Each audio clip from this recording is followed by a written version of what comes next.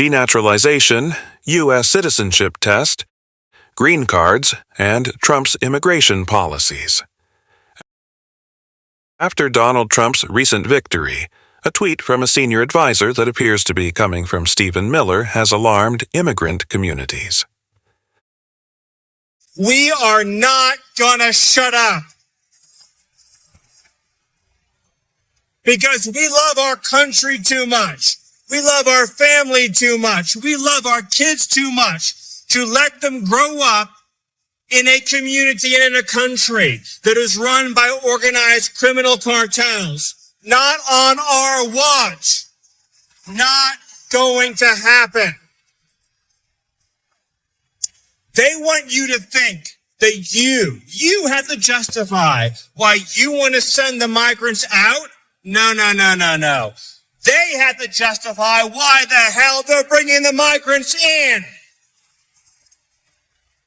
And they cannot justify it for this very simple reason. We don't need in this country homeless migrants, criminal migrants.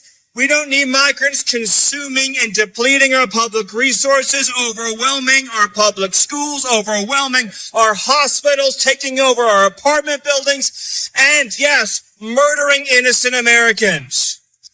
You have a right to love the community you grew up in. You have a right to love your neighbors as they are. You have a right to want a country that is of, by, and for Americans and only Americans. Miller's tweet likely went viral, claiming that in 2025 his team would speed up a denaturalization process that began during Trump's first term. This program is believed to investigate naturalized citizens who usually have minor paperwork errors. Some critics say it's meant to make immigrants feel afraid rather than communicate directly about security concerns. Many fear it could target millions of immigrants legally settled in the United States, which could create an atmosphere of fear and uncertainty. A country that puts our children first, a country that puts our loved ones first, not foreign migrants and refugees and illegal aliens and trespassers and criminals, and a country that does not let illegal aliens hurt and murder and kill our people. And when he is elected, guess what? The criminal migrants are going home. He will send them back. However, according to Trump's campaign, the president wants to crack down on illegal immigration in the United States. Trump would like to restore his 2019 Remain in Mexico program, which forced asylum seekers of certain nationalities attempting to enter the U.S. at the southern border to wait in Mexico for the resolution of their application cases. Trump wants to deal with the high record levels of migrants caught crossing the U.S.-Mexico border illegally. Trump plans to fund an additional 10,000 Border Patrol agents, substantially increasing the existing force. Trump wants to take aggressive new steps to deport immigrants with criminal records and suspected gang members by using the Alien Enemies Act, and wants the death penalty for migrants who kill U.S. citizens or law enforcement officers during his October rally in Aurora, Colorado. Trump's proposed new immigration changes go even further.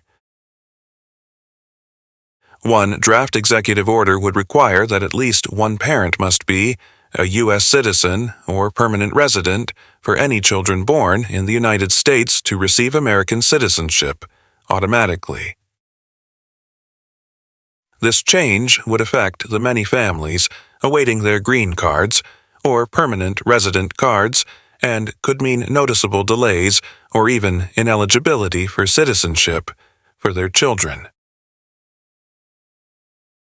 Trump wants to end the right to citizenship for children born on U.S. soil to non-citizen parents, where he will face constitutional challenges. So, no more automatic citizenship for children born in the United States will exist. Suppose this law is approved in the future. In that case, children born in the United States without one parent being a U.S. citizen or a permanent resident would not be eligible for automatic American citizenship once Donald Trump, the new President of the United States, signs an executive order.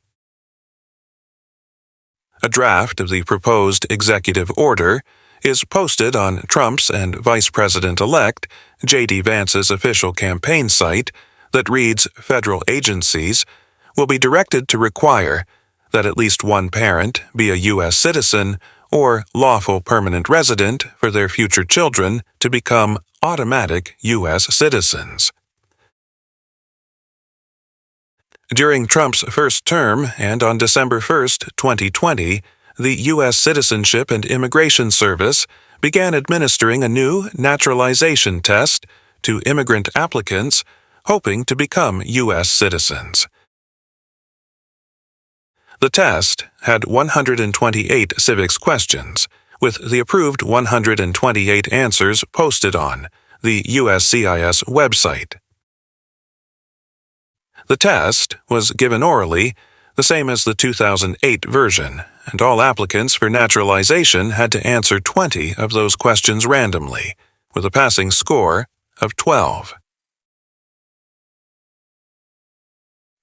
According to some of his critics, the Trump administration adopted changes to the U.S. citizenship test that could make it more difficult to pass.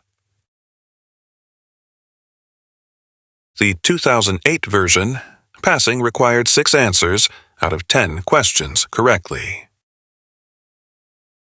It appears to be that many immigrant communities are more concerned about the impacts on work visas, green cards, and employment opportunities.